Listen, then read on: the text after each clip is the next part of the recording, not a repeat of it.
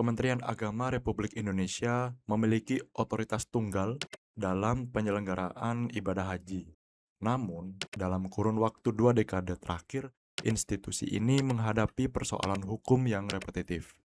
Di video ini mari kita berdiskusi dengan topik 3 kasus korupsi dan penyalahgunaan wewenang Menteri Agama berdasarkan dokumen hukum dan laporan lembaga negara. Terdapat pola yang identik dalam ketiga kasus ini. Pertama, penyalahgunaan dana operasional menteri atau dana non-budgeter. Kedua, manipulasi kuota haji yang tidak sesuai dengan regulasi. Ketiga, adanya diskresi menteri yang melampaui batas pengawasan administratif. Pola ini mengindikasikan adanya celah sistemik dalam struktur organisasi di Kementerian Agama. Oke, kita mulai dengan kasus pertama, yaitu Bapak Said Agil Husin Al-Munawar, Menteri Agama periode 2001 hingga 2004. Berdasarkan putusan pengadilan, inti permasalahan hukum terletak pada rangkap jabatan. Terdakwa saat itu menjabat sebagai Menteri Agama sekaligus Ketua Badan Pengelola Dana Abadi Umat atau DAU. Fakta persidangan membuktikan bahwa terdakwa menggunakan dana DAU dan biaya penyelenggaraan ibadah haji atau BPIH tanpa melalui mekanisme APBN. Dana tersebut digunakan untuk kegiatan operasional menteri, perjalanan dinas keluarga, dan bantuan kepada pihak ketiga yang tidak memiliki landasan hukum. Pembelaan terdakwa yang menyatakan dana tersebut adalah dana umat dan bukan keuangan negara ditolak oleh majelis hakim. Tindakan ini dikategorikan sebagai penyalahgunaan wewenang yang merugikan keuangan negara.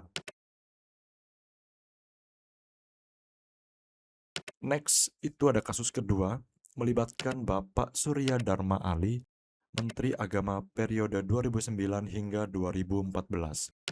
Berbeda dengan kasus sebelumnya, fokus dakwaan pada kasus ini adalah penyalahgunaan dana operasional menteri atau DOM dan manipulasi panitia penyelenggara ibadah haji atau PPIH.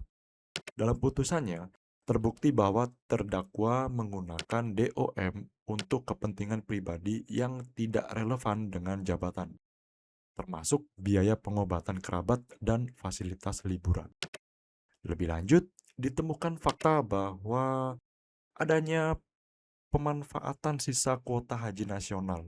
Sisa kuota yang seharusnya dikembalikan ke sistem antrean reguler justru didistribusikan kepada kelompok tertentu yang terdiri dari unsur partai politik, keluarga, dan staf kementerian yang kemudian diberangkatkan sebagai petugas haji meski tidak memenuhi kualifikasi.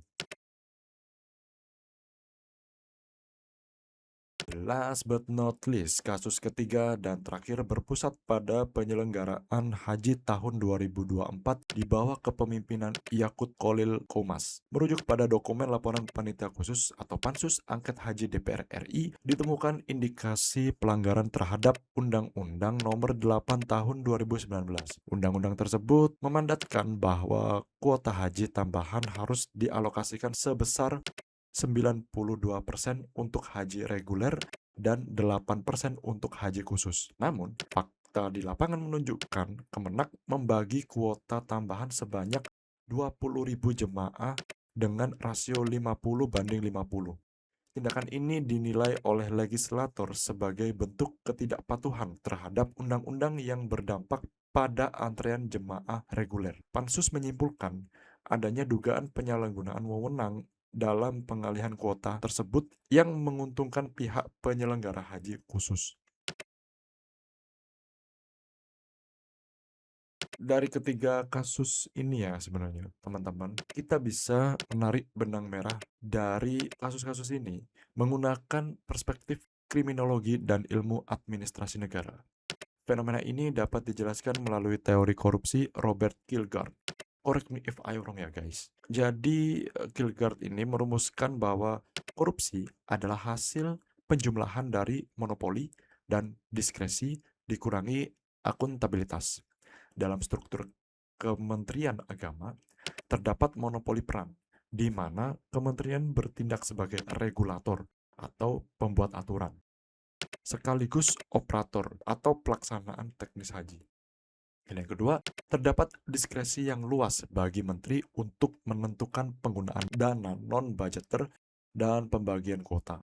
Sementara itu, akuntabilitas atau mekanisme pengawasan internal seringkali tidak berfungsi efektif akibat dominasi kewenangan tersebut.